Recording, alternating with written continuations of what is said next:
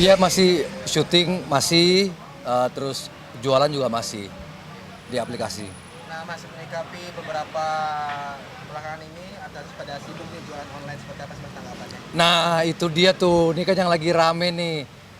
Kebetulan memang saya mulai aktif jualan online itu kan mulai tahun lalu ya dari aplikasi yang lagi viral akhir-akhir ini kan. Kita sebut aja TikTok lah ya inisialnya. Cuman begini loh, eh, apa ya, bapak-bapak yang terhormat, beneran deh. Ini saya bukan cuman sekedar ngomong saya sebagai pelaku aja, tapi memang faktanya banyak yang tertolong gara-gara berjualan di aplikasi TikTok, maupun itu UMKM atau sebagai afiliator. Kalau saya ini masih posisinya sebagai afiliator gitu. Dan banyak yang tertolong kok, yang yang mereka yang ingin usaha sendiri, nol modal, belum punya modal untuk buka tokonya secara offline, tapi karena ada aplikasi TikTok menyediakan jualan langsung melalui live streamingnya, itu banyak yang tertolong dari sisi ekonomi. Jadi bapak-bapak yang di sana, kami mohon nih, jangan mendengarkan dari satu sisi aja gitu. Jangan mendengarkan yang teriak-teriak dari satu sisi aja. Coba dengerin yang teriak-teriak dari sisi yang lain gitu loh. Saya sih ini saya menduga ya. Saya patut menduga ya. Mungkin yang kebanyakan yang teriak-teriak itu yang udah kelas-kelas besar nih. Ya kan? Yang sebenarnya sih apa sih TikTok itu kalau dibanding dengan aplikasi yang lain, efeknya masih kecil kok. Beneran. Memang lagi ramai. Cuman efeknya itu masih kecil banget TikTok itu.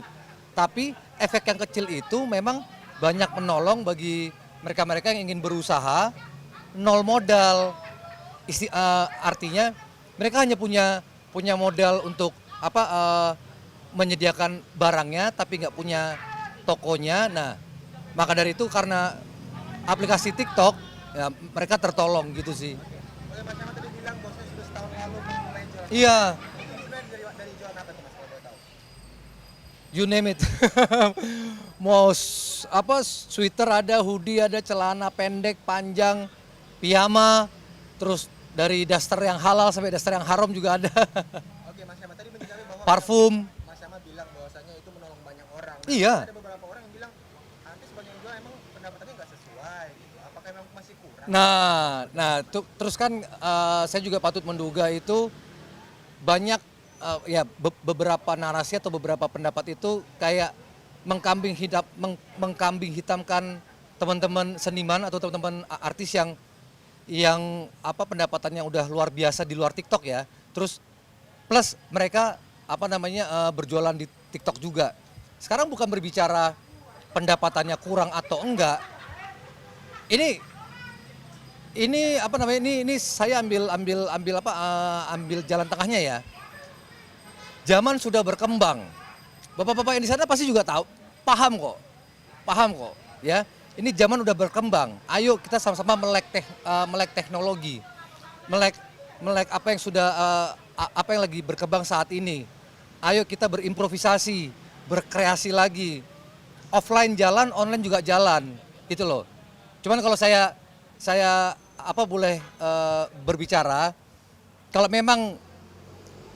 memang butuh perizinan yang lain, ya diomongin baik-baik lah tentang perizinan itu. Gitu, Pak. Maksudnya ya kami memahami jika memang harus membutuhkan izin-izin yang lain, ya dibahaslah dengan pihak yang terkait tentang izin-izin tersebut. Yang penting janganlah ditutup atau dipisahkan. Tetap ini saran saya ya.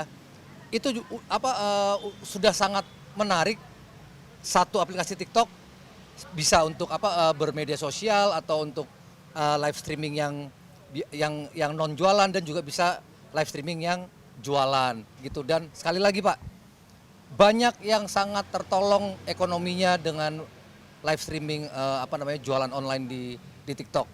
Sekali lagi juga kalau saya boleh berbicara, jangan hanya dengarkan yang teriak-teriak dari satu sisi.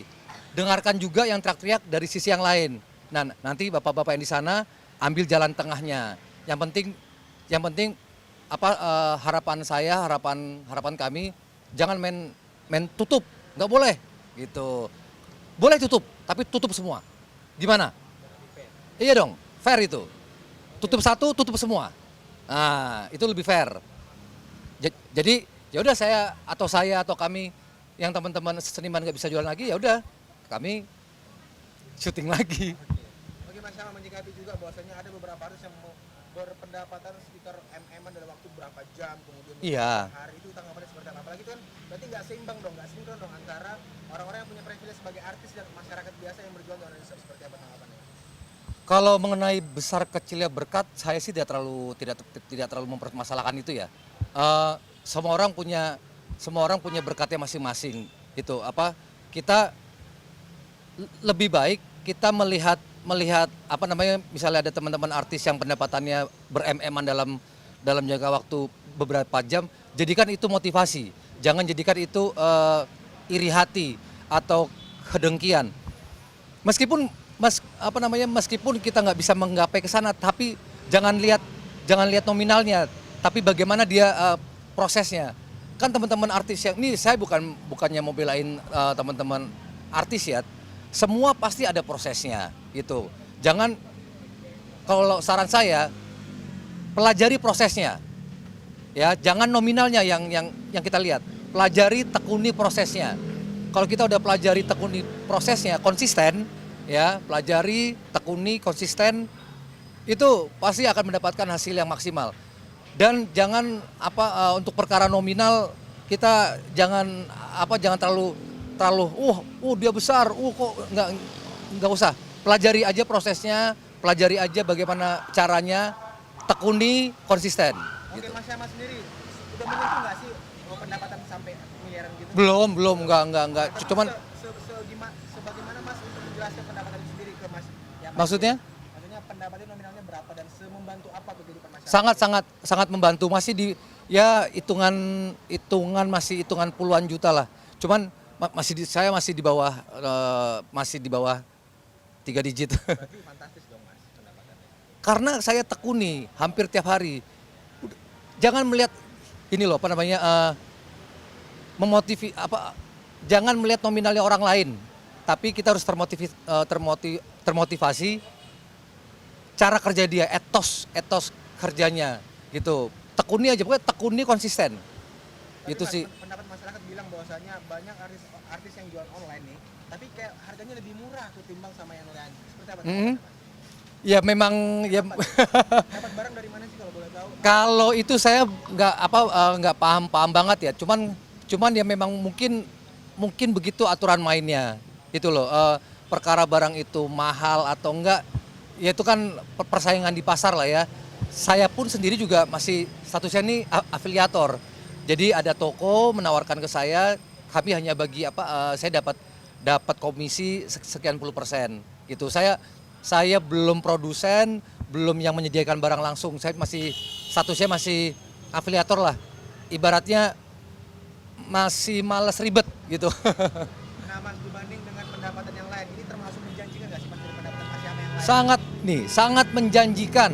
Ya, sangat menjanjikan. Asal kalian tekuni, jangan mudah menyerah, tekuni, konsisten gitu. Maksudnya kalau hari ini jualannya 2 jam, ya besok 2 jam juga. Atau kalau bisa tambahin lagi 3 jam, 5 jam, 6 jam. Kan itu bisa dibagi 2. Maksudnya siang 3 jam, malam 3 jam. Pokoknya jangan sampai ada penurunan penurunan niat gitu. Harus konsisten. Kalau saya nggak jualan, kalau lagi nggak jualan, ya kalau saya lagi syuting, itu kan saya nggak mungkin jualan. Tapi kalau saya lagi nggak syuting, pasti saya jualan. Oke, terakhir Mas Syama, apa sih target Mas Syama ketika Ya. berjualan online ini, target pada saat ini? Kenapa? Pada saat berjualan online ini, Hmm. Mas Syama sendiri apa? Ya membantu sedikit banyak perekonomian saya gitu. Apalagi kan ya kemarin-kemarin lagi ada pergumulan ya kan. Ya ini sangat membantu kok.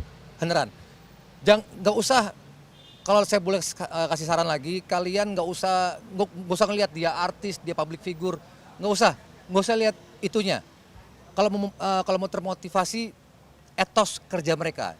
Kalian konsisten, tekun, pasti kalian akan mendapatkan hasil yang maksimal. Thank you Mas Jamal. Sama-sama.